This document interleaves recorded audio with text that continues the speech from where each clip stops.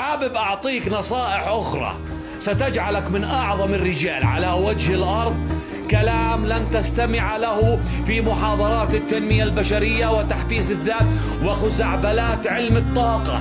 تعال أعطيك الأشياء الحقيقية اللي تنفعك في الحياة الحقيقية. نحن لا نعيش في عالم مثالي، لا نعيش في يوتوبيا.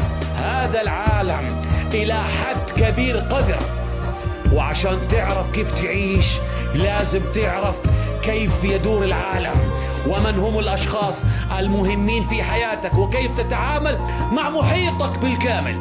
إذا حابب تكون معنا في هذه الحلقة لا تنسى الاشتراك في القناة، فعل زر الجرس، اعملوا لنا إعجاب الآن، ولا تنسوا الصلاة على النبي في التعليقات، كتب الله أجري وأجركم. ونبدأ على بركة الله. وتعال أحكي لك.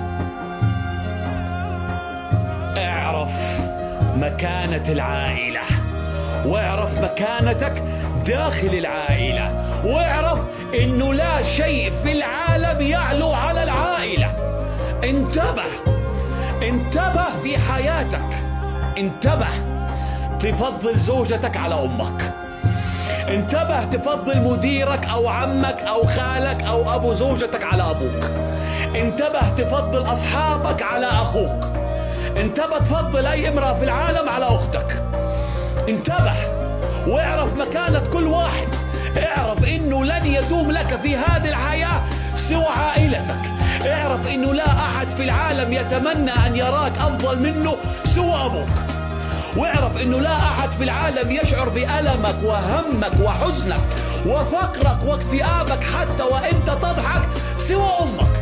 واعرف انه لا احد مستعد انه يحارب الدنيا ويخسر كل شيء عشان ينقذك سوى اخوك.